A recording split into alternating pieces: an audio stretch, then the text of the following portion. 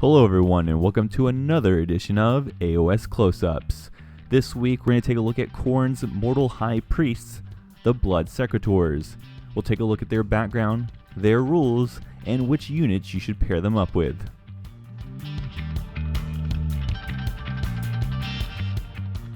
Many of Khorne's followers are said to be incoherent madmen infused with an unnatural bloodlust and rage.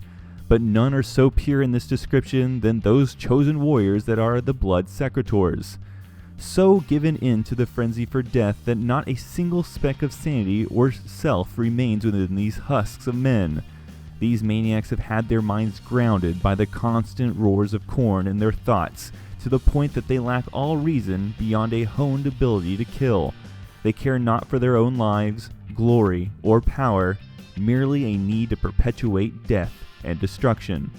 A Bloodsecrator will wildly rampage in the depths of the enemy ranks to unleash a volcanic rage that will ignite a wildfire of violence within the blackened souls of other Khornate followers.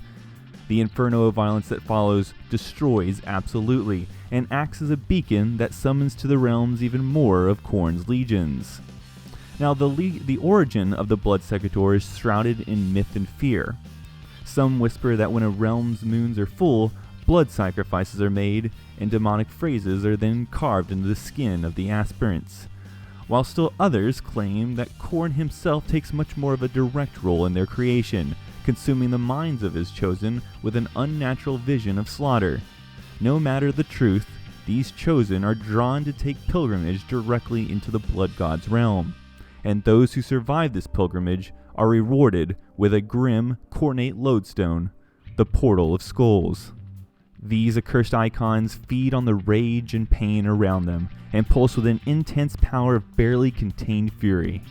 When this power is unleashed, the ground turns to brass, the air fills with sulfur, and a shockwave drives the followers of Khorne into insane acts of carnage. Every disciple of Khorne will sooner fall upon their own axe before fleeing the field of battle.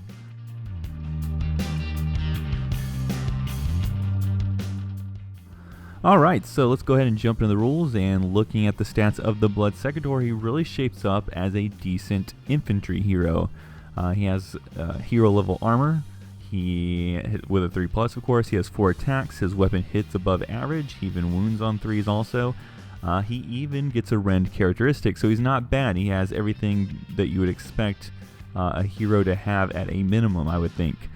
His biggest shortcoming, though, which seems to be an unspoken rule when it comes to models carrying banners or icons, is that he, along with those other kinds of guys, lose a pip of movement, which makes this Bloodsecrator slightly slower than the rest of the Bloodbound army.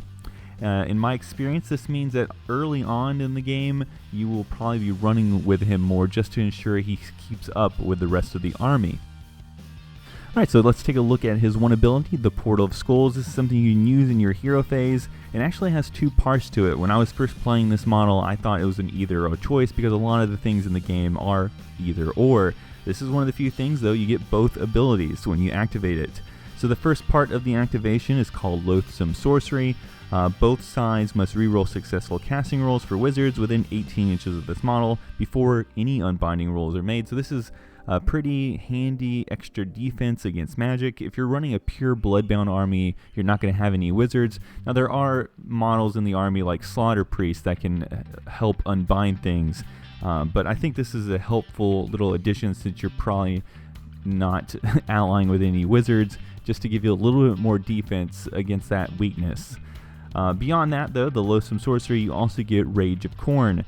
This ability has 2 parts to it. The first is any Khorne unit in your army within 18 inches of the model gets to add 1 to their attacks characteristic. Now notice it doesn't say mortal Khorne units. A lot of the other models in this range do specify mortal Khorne units.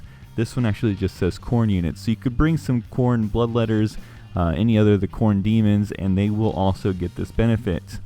The second part is that any Khorne units within 18 inches of this model for both players don't have to take Battle Shock tests. So this is something that's going to affect both you and your foe if you happen to be playing another Bloodbound army, or maybe they just threw in a unit of Khorne.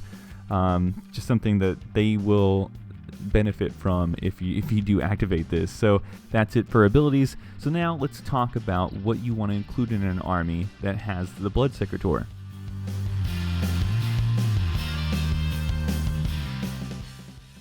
Alright, so when we look at building an army around a Bloodsecrator, you gotta remember that most of the models in the army are 5-inch or 6-inch infantry models. This isn't a particularly problematic thing. With the 5-inch models, they don't tend to get too far ahead of the Bloodsecrator because you do get to run.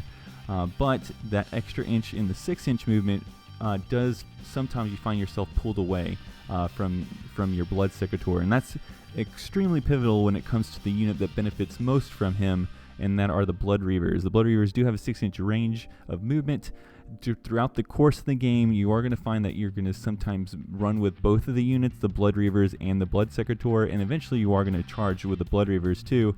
And with the combination of the uncertainty if they're going to run at the same pace, and then the eventual charge that will create a gap between your Bloodsecrator and the Blood Reavers, you might find yourself out of range from the benefit that the Blood Reavers get inherently from having one around, which is if they're within 12 inches of it, they get +1 attack. Many times in a game, it's really hard or a little bit tricky to get both the benefit of the Portal Skulls to go off and have the natural ability for the Blood Reavers to get the +1 attack just from them being within 12 inches of him, because as I mentioned before, they do tend to pull away from each other just enough that you're out of range. You have to make a decision at some point when the Blood Reavers are in combat. Do you want to move up and give them the +1 attack, or do you want to go ahead and stuff the banner into the ground and give everybody within 18 inches +1 attack and not have to take battle shock tests?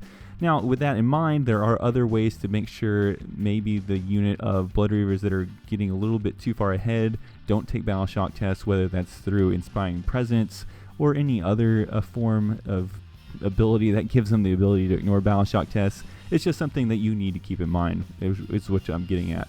Now, having said all that, and understanding how slow the Bloodsecrator is compared to the rest of the army, there is one particular unit you probably want to stay away from, or not at least have in your mind is going to benefit from him, and that is definitely the mighty Skull Crushers of Khorne. The Blood Crusher moves at a rate of 8 inches, which is a whole 4 inches faster than the Bloodsecrator. The difference in movement matches his own movement rate. So if you're playing against a person who isn't really aggressive like your army's going to be, you're definitely going to find yourself pulled thin when it comes to activating that ability. So it's just something that I don't think you should count on. Maybe you could include a portion of your army that's built around the Secrator to benefit from him, and just have these guys as some sort of aloof force that operates on their own. But otherwise, yeah, they're just a little too fast, and definitely with running, you're not gonna be where you need to be when you need to activate that ability. And that will conclude this episode of AoS Close Ups. Please like and subscribe. Feel free to comment below about what unit you'd like to see next, and thank you for watching.